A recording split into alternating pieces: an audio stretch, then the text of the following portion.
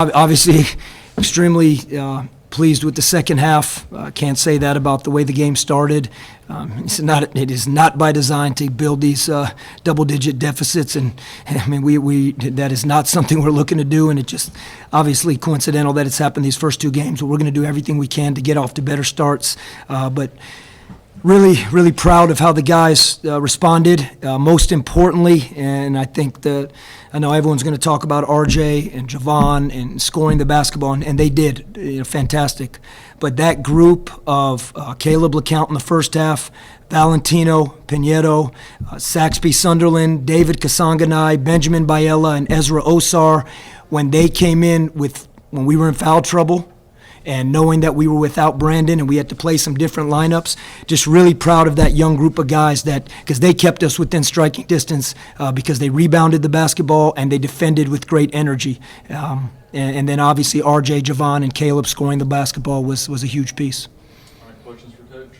You mentioned falling behind early. Obviously you don't have all of the answers, but is that a game plan thing, an execution thing, or a youth thing?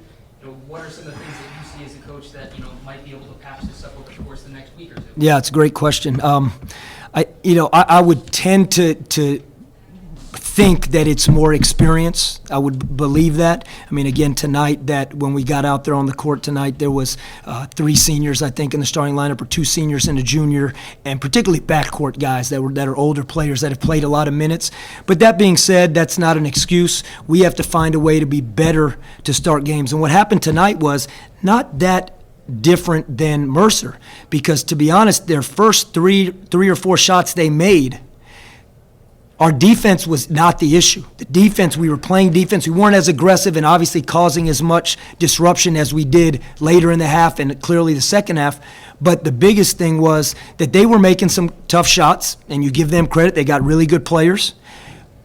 On the other end is where we were really struggling. I mean, we were abysmal in the first 10 to 12 minutes of the first half, and we were really struggling. And that was a clear indicator where your offense can really hurt what's going on the defensive end, because the other team is just gaining confidence with every stop, with every missed three, and there was a lot of them to start that game this evening. A lot of them. You mentioned that last game you thought the ball stuck too much to your guys' hands, not quite as good a ball movement. Do you think that there was improvement on that tonight? Here's the deal. Without Brandon keeps that floor spread for us really well. Because of the fact of his threat to pop and also his threat to play out of the short mid-post area off ball screens. So we didn't have that tonight. And ball ended up just swinging around the perimeter. And I don't think the ball stuck as much as the ball was moving, but we were standing. Hit one guy, he looked to do something, hit the next guy. The ball didn't stick in one guy's hand, but we had very little off-ball movement creating rotations. Presbyterian is a pressured team that wants to play one-on-one defense, and they did a really good job of doing that. They don't want to help off. They don't want to rotate. So those 8 turnovers we had in the first 10 minutes of the game was because on drives, and we had showed them this and told them this, and they've seen it, but it's different when you get out there. You drive the ball, we preach drive to pass, drive, kick, and now they're not helping off anybody. And now you're in there and you got to go finish, and now you see Benjamin tried to drop the ball, he throws it out of bounds. Ezra tries to throw the ball when all he needs to do is really attack the basket, he throws it out of bounds. So part of it was getting used to it, but I give Presbyterian a lot of credit. They're a really good defensive team, and they always have been. Coach Farrell does a great job. Coach, when you had those defensive runs, it seemed like the energy really came from the guys on the bench, that really helped energize the team and get them going. You're 100% right. And again, it was, Valentino, he hasn't played yet. He got in, and Val was as big a reason why we stayed in that game, because of his offensive rebounding and probably the defensive things he did that go unnoticed in the stat sheet. How he plays ball screens, how he plays off the ball, some of our schemes that we're in, what he needs to do. And he did them to a T. Okay? He actually came in, gave up an offensive rebound, went out, and we gave him a second run.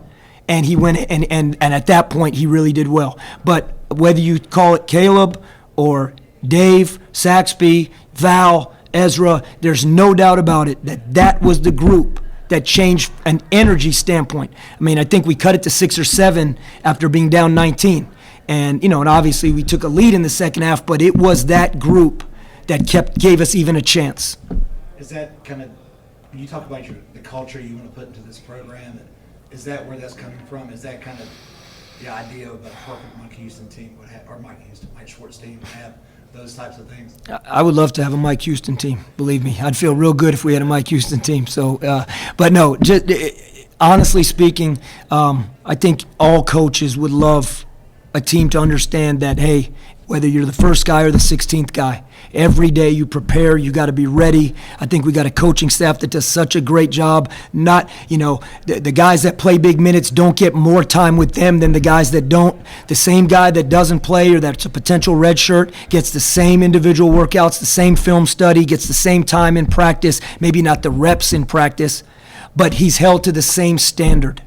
And I think in these moments, you hope that that's why maybe that helped. Because even though Valentino hasn't played much in either secret scrimmage and hasn't played in the first game and really doesn't get some of those same reps that the other guys get in practice, I can promise you if you came to our practice, Val is held to the same standard as anybody you want to name that might be playing big minutes right now, Brandon or Javon or any of them.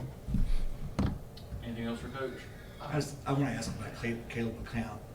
Is he already more advanced than you thought he would be 2 games in the season?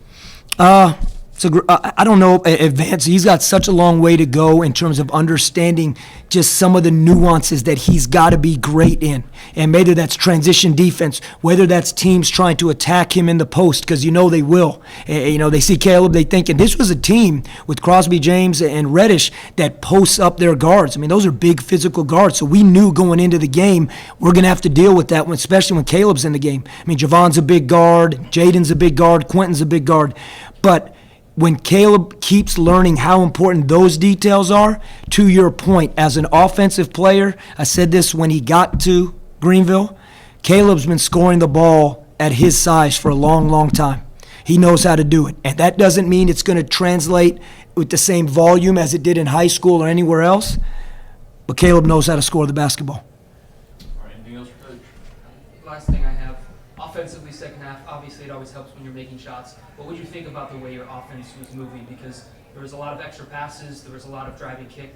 Things seemed to be flowing. How nice was that to see? Yeah, and again, it's what you said. It's all good when the ball goes in the basket, and we all know that. But the ball was moving. We were executing offense. We were running. We were getting out. We want to run more, and we've talked to Javon and Caleb and Jaden about it, our 3-point guards, about understanding the importance of we got to get that ball up the floor quickly.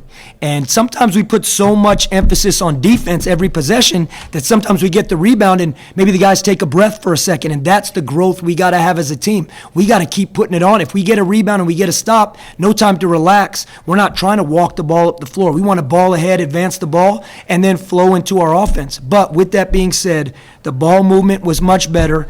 Obviously, the shots went in, but I still believe it stems from our defense. And that 20 minutes in the second half, hopeful that we can get to the point that win, lose, draw, whatever it is, that's our defense. That is our identity on defense. And I thought we did it for 20 minutes in the second half.